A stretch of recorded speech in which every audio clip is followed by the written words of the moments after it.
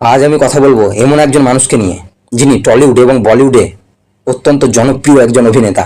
হ্যাঁ, তিনি হলেন মিঠুন চক্রবর্তী, যার ডাক নাম ছিল গৌরাঙ্গ চক্রবর্তী। তিনি 16ই জুন 1950 খ্রিস্টাব্দে জন্মগ্রহণ করেছিলেন।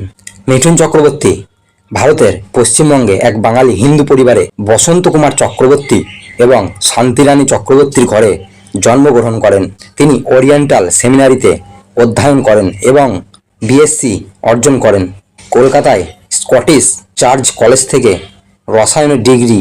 এরপরে তিনি Pune film and television institute of India থেকে স্নাতক হন এবং তিনি একজন নকশাল ছিলেন। কিন্তু তার একমাত্র ভাই বিদ্যুৎস্পৃষ্ট হয়ে একটি অদ্ভুত দুর্ঘটনায় নিহত হলে তার পরিবারে দুঃখজনক ঘটনা ঘটে। তিনি তার পরিবারের কাছে ফিরে আসেন এবং নকশাল বাহিনী ছেড়ে চলে যান। যদিও এটি তার নিজের জীবনের জন্য একটি গুরুত্বপূর্ণ ঝুঁকি। মিঠুন চক্রবর্তী একজন ভারতীয় অভিনেতা, প্রযোজক এবং রাজনীতিবিদ, যিনি প্রধানত হিন্দি এবং বাংলা সিনেমায় কাজ করেন। তিনি রাজ্যসভার প্রাক্তন সংসদ সদস্য। তিনি 3টি জাতীয় চলচ্চিত্রে পুরস্কার এবং 2টি ফিল্মফেয়ার পুরস্কারের প্রাপক।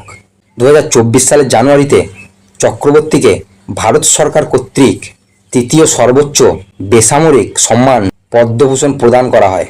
তিনি চলচ্চিত্রের ক্ষেত্রে ভারতের সর্বোচ্চ প্রশংসা 2022 সালের জন্য দাদাসাহেব ফালকে পুরস্কারে ভূষিত হয়েছেন, যার ঘোষণা কেন্দ্রীয় তথ্য এবং সম্প্রচার মন্ত্রক থেকে 2024 সালের সেপ্টেম্বরে এসেছিল। তিনি এই রেকর্ড লিমকা বুক অফ রেকর্ডসে 1989 সালের প্রধান অভিনেতা হিসাবে 19টি মুভি রিলিজ করে, যা এখনো বলিউডে অবিচ্ছিন্ন। মৃণাল সেন পরিচালিত আর্ট হাউস ড্রামা মৃগয়া দিয়ে চক্রবর্তী তার অভিনয়ে আত্মপ্রকাশ করেন, যার জন্য তিনি শ্রেষ্ঠ অভিনেতার জন্য তার প্রথম জাতীয় চলচ্চিত্র পুরস্কার পান।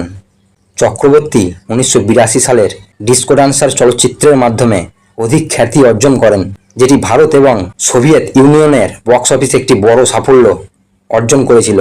ডিস্কো ডান্সার ছাড়াও চক্রবর্তী প্রধান এবং চরিত্রশিল্পী হিসাবে অন্যান্য অনেক অভিনয়ের জন্য পরিচিত লাভ করেন। অগ্নিপথে চক্রবর্তীর অভিনয়ের জন্য তিনি 1990 সালের শ্রেষ্ঠ পার্শ্ব অভিনেতার জন্য ফিল্মফেয়ার পুরস্কার জিতেছিলেন। চক্রবর্তী মোনাক গ্রুপের মালিক। 1992 সালে তিনি দিলীপ কুমার এবং সুনীল দত্তের সাথে সিনে অ্যান্ড টিভি আর্টিস্ট অ্যাসোসিয়েশন নামে অভাবী অভিনেতাদের সাহায্য করার জন্য একটি ট্রাস্ট গঠন করেন। তিনি film studio settings and allied মজদুর ইউনিয়নের চেয়ারপারসনও ছিলেন, যেটি সিনেমাকর্মীদের কল্যাণ রক্ষা করে এবং তাদের দাবি ও সমস্যার সমাধান করে।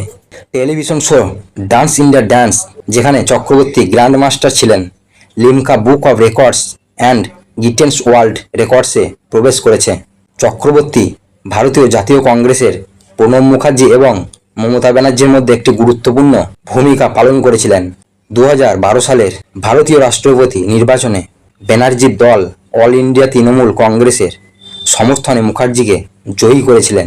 তিনি 2021 সালের পশ্চিমবঙ্গ বিধানসভা নির্বাচনের আগে 7ই মার্চ 2021-এ ভারতীয় জনতা পার্টি বিজেপিতে যোগ দেন। তিনি 1979 সালের অভিনেত্রী হেলেনা লুককে প্রথম বিয়ে করেছিলেন, কিন্তু বিয়ের 4 মাস পর এই দম্পতি আলাদা হয়ে যায় এবং বিবাহ বিচ্ছেদের জন্য আবেদন করেন।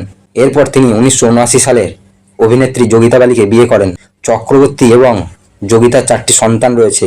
1980 এর দশকে তিনি অভিনেত্রী শ্রীদেবীর সাথে রোমান্টিকভাবে যুক্ত ছিলেন এবং গুজব ছিল যে দুজন বিবাহিত ছিলেন। তবে যখন চক্রবর্তী তার স্ত্রী যোগিতা বালিকে ছেড়ে যেতে রাজি হননি, তখন শ্রীদেবী রোমান্সের ইতি টানেন। কমিক বই জিমি ঝিঙ্করের শিরোনাম চরিত্রটি মিঠুন চক্রবর্তীর একটি প্যারোডি। 2010 সালের ছবি গোলমাল 3 এছাড়াও একজন নৃত্যশিল্পী হিসাবে চক্রবর্তীর চলচ্চিত্র ক্যারিয়ারের প্যারোডি করে। 2011 সালের চক্রবর্তী দিল্লি বেলিতে আমির খান চক্রবর্তীকে আই হেট ইউ গানে প্যারোডি করেন ডিস্কো ফাইটারের পোশাকে। 2010 সালে গিনি বিসাউ মিঠুন চক্রবর্তীর সম্মানে একটি পোস্টাল স্ট্যাম্প জারি করে। এই ভিডিওর মাধ্যমে আমরা মিঠুন চক্রবর্তী সম্পর্কে কিছু অজানা তথ্য তুলে ধরার চেষ্টা করলাম। ভিডিওটি যদি ভালো লাগে অবশ্যই লাইক করবেন এবং শেয়ার করবেন, এবং আপনি যদি ইউটিউব থেকে দেখেন তাহলে অবশ্যই চ্যানেলটি সাবস্ক্রাইব করতে ভুলবেন না। সবাই ভালো থাকবেন, সুস্থ থাকবেন। ধন্যবাদ।